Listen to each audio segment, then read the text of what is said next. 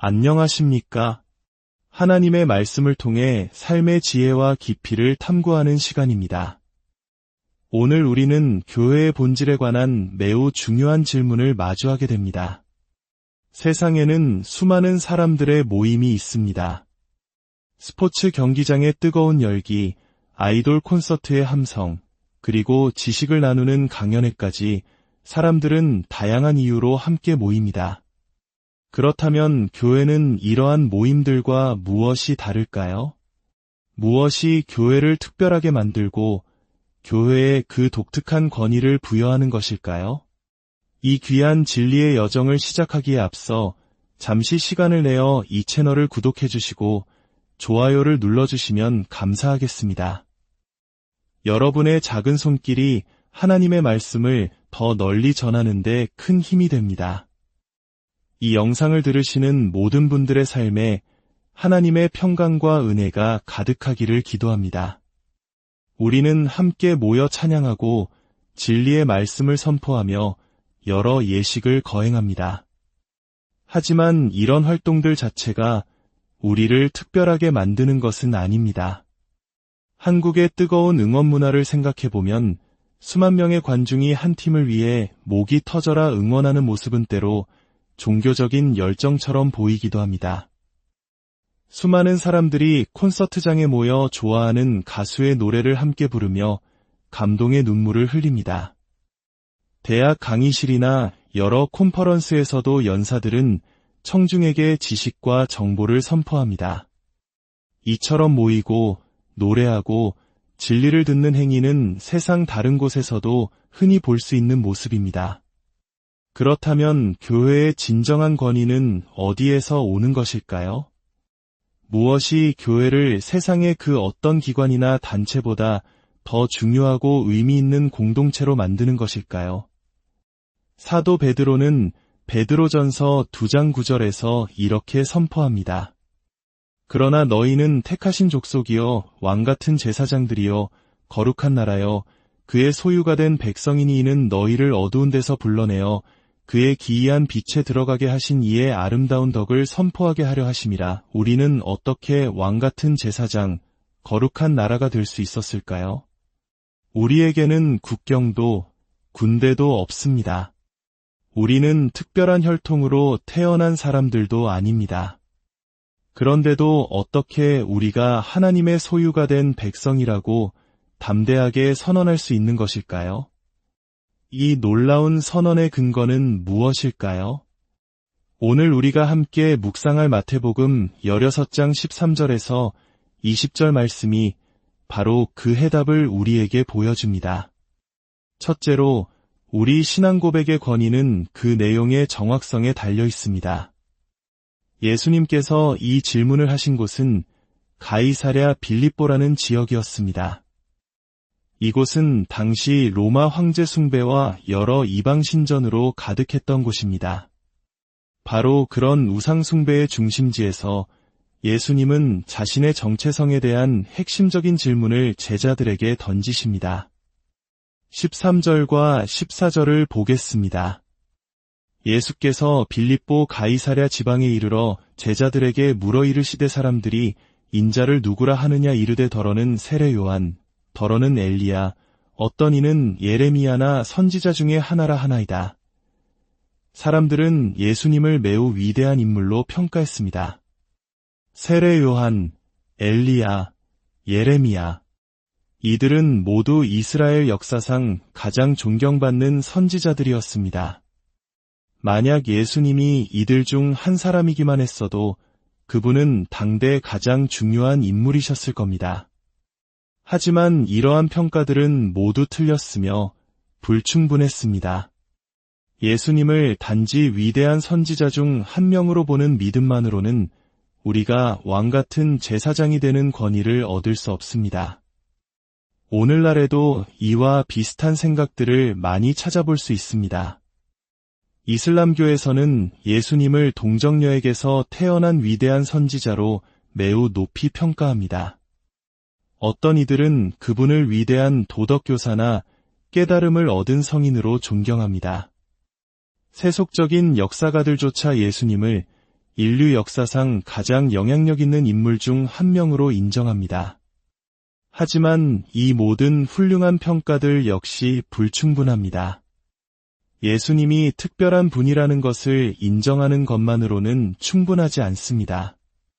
야고보서 2장 19절은 말합니다.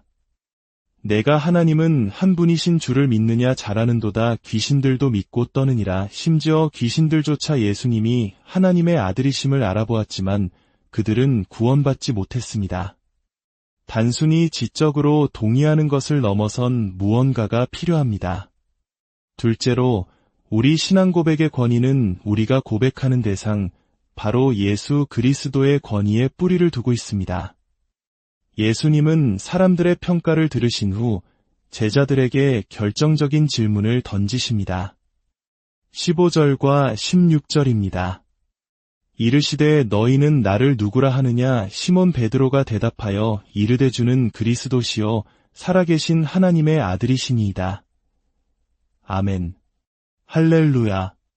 이것이 바로 핵심입니다. 이 고백보다 조금이라도 부족한 믿음은 결국 의미가 없습니다. 베드로는 예수님을 그리스도, 그리고 살아계신 하나님의 아들이라고 고백했습니다.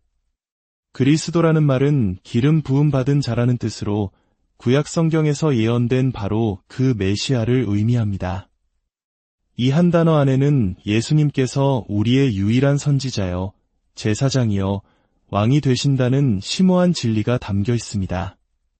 그분은 하나님의 말씀을 완벽하게 선포하신 우리의 선지자이시며 자신의 몸을 단번에 들여 우리의 모든 죄를 영원히 속죄하신 대제사장이십니다.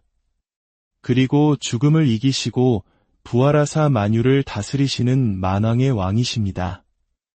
또한 살아계신 하나님의 아들이라는 고백은 예수님께서 단지 위대한 인간이 아니라 바로 하나님 자신, 성자 하나님이심을 선언하는 것입니다.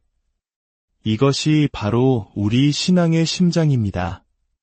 우리가 부르는 찬송가 가사처럼 우리의 소망은 오직 예수님의 보혈과 의로움 위에 세워져 있습니다.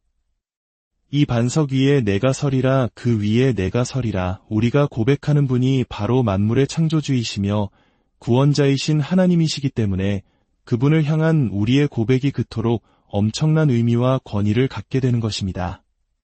셋째로, 우리 신앙 고백의 권위는 그 기원이 초자연적이기 때문입니다. 베드로의 위대한 고백을 들으신 예수님은 17절에서 이렇게 말씀하십니다. 예수께서 대답하여 이르시되 바요나 시몬아 내가 복이 있도다. 이를 내게 알게 하니는 혈육이 아니요 하늘에 계신 내 아버지시니라. 이 진리는 인간의 지혜나 노력, 계산이나 직관으로 얻을 수 있는 것이 아닙니다. 아무리 똑똑하고 선하고 지식이 많아도 스스로의 힘으로는 이 고백에 이를 수 없습니다. 종교개혁가 마르틴 루터의 이야기는 우리에게 많은 것을 시사합니다. 그는 당대 최고의 대학에서 학위를 받고 박사가 된 최고의 지성이었습니다. 하지만 그 모든 학문적 성취는 그의 영혼에 참된 평안과 구원을 가져다 주지 못했습니다. 그는 오랫동안 자신의 죄 문제로 고뇌하다가 마침내 오직 의인은 믿음으로 말미암아 살리라는 말씀을 통해 하나님의 은혜를 깨닫게 되었습니다. 구원은 우리의 지성이나 노력의 결과물이 아닙니다. 요한복음 6장 44절에서 예수님은 말씀하십니다. 나를 보내신 아버지께서 이끌지 아니하시면 아무도 내게 올 수 없으니. 에베소서 2장 8절과 9절은 더욱 명확하게 선언합니다. 너희는 그 은혜에 의하여 믿음으로 말미암아 구원을 받았으니 이것은 너희에게서 난 것이 아니요 하나님의 선물이라 행위에서 난 것이 아니니 이는 누구든지 자랑하지 못하게 함이라. 베드로가 복이 있었던 것은 그가 다른 제자들보다 더 똑똑해서가 아니었습니다. 그가 복된 이유는 그가 했던 위대한 고백이 오직 하나님의 초자연적인 역사하심, 즉 성령님의 조명하심을 통해서만 가능했기 때문입니다. 바로 하나님께서 우리 마음에 믿음을 심어주시고 예수님을 알아보게 하시는 것입니다. 마지막으로 우리 신앙 고백의 권위는 그 범위가 초월적이라는 데 있습니다. 18절과 19절에서 예수님은 놀라운 선언을 하십니다. 또 내가 내게 이르노니 너는 베드로라 내가 이 반석 위에 내 교회를 세우리니 음부의 권세가 이기지 못하리라. 내가 천국 열쇠를 내게 주리니 내가 땅에서 무엇이든지 매면 하늘에서도 매일 것이요 내가 땅에서 무엇이든지 풀면 하늘에서도 풀리리라. 이 말씀은 오랫동안 많은 논쟁의 대상이 되어 왔습니다. 여기서 반석은 베드로라는 한 사람을 의미하는 것일까요? 아니면 베드로가 했던 신앙 고백을 의미하는 것일까요? 만약 반석이 베드로 개인이라면 이는 교회의 권위가 소수의 특별한 지도자들에게 계승된다는 의미로 이어질 수 있습니다. 하지만 만약 반석이 베드로의 신앙 고백이라면 이는 평범한 베드로처럼 우리 같은 평범한 사람들이라도 위대한 고백을 할 때 교회의 일원이 되어 놀라운 현실에 참여하게 된다는 의미가 됩니다. 성경 전체의 맥락을 볼 때 후자의 해석이 더 타당해 보입니다. 제자들은 이 사건 이후에도 여전히 누가 가장 큰 자인지를 두고 다투었습니다. 만약 베드로가 교회의 유일한 반석으로 세워졌다면 이런 논쟁은 없었을 것입니다. 예수님께서는 세상의 통치자들처럼 군림하는 것이 아니라 섬기는 자가 큰 자라고 가르치셨습니다. 베드로 자신도 훗날 편지를 쓰면서 자신을 교황이 아닌 함께 장로된 자로서 겸손하게 소개합니다. 그렇다면 천국 열쇠와 메고 푸는 권세는 무엇일까요? 이것은 어떤 신비한 능력으로 악마를 쫓아내거나 하는 것을 의미하지 않습니다. 이 권위는 두 가지 중요한 방식으로 사용됩니다. 첫째는 복음 선포를 통해서입니다. 우리가 예수 그리스도의 복음을 선포할 때 그 복음을 듣고 믿음으로 받아들이는 사람들에게 천국의 문이 열립니다. 교회는 세례를 통해 그들을 하나님 나라의 백성으로 공적으로 인정하고 환영합니다. 이것이 바로 천국 열쇠로 문을 여는 것입니다. 둘째는 교회의 권징을 통해서입니다. 그리스도인이라는 이름을 가졌지만 복음에 합당하지 않은 죄악된 삶을 살면서 회개하기를 거부하는 사람이 있을 때 교회는 그를 공동체에서 제외시킬 권한을 가집니다. 이는 그가 회개하고 돌아올 때까지 천국의 문을 닫는 행위입니다. 마태복음 18장에서 예수님은 교회 전체에 이 메고 푸는 권세를 주시며 교회의 결정이 하늘에서도 인정될 것이라고 말씀하십니다. 이것이 바로 교회가 가진 세상 그 어떤 기관도 가질 수 없는 초월적인 권위입니다. 우리는 이와 비슷한 모습을 세상에서도 어렴풋이 볼 수 있습니다. 예를 들어 한 사람이 다른 나라의 시민이 되기 위해 법적인 절차를 거쳐 판사 앞에서 충성을 서약할 때 그는 그 나라의 시민으로 선포됩니다.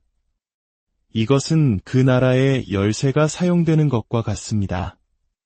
또한 입양식에서 판사가 한 아이를 새로운 부모의 자녀로 선포하는 순간은 매우 감동적입니다. 한국 문화에서 가족이 된다는 것이 얼마나 깊은 의미를 갖는지 우리는 잘 압니다. 입양은 한 사람을 법적으로뿐만 아니라 마음으로 가족의 일원으로 받아들이는 것입니다. 그러나 이 세상의 시민권 수여식이나 입양식이 아무리 감동적이라 할지라도 그것은 우리가 하나님 나라의 시민으로 하나님의 자녀로 선포되는 위대한 실제의 그림자에 불과합니다. 우리의 신앙 고백은 우리를 국경도 없고 경쟁자도 없으며 끝도 없는 영원한 하나님 나라의 백성으로 만들어줍니다. 우리가 고백하는 왕보다 더 위대한 왕은 없기에 우리의 고백보다 더 중요한 고백은 없습니다. 함께 기도하겠습니다.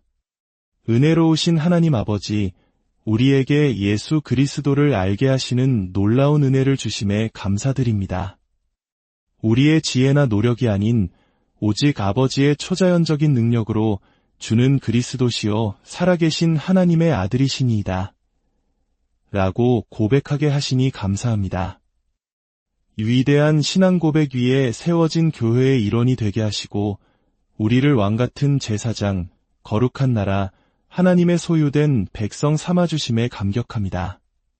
우리가 가진 이 고백이 얼마나 귀하고 권세 있는 것인지를 매일 기억하며 세상 속에서 담대하게 복음을 선포하고 하나님의 자녀답게 살아가는 우리 모두가 되게 하여 주시옵소서. 이 모든 말씀, 우리를 구원하신 주 예수 그리스도의 이름으로 기도드립니다.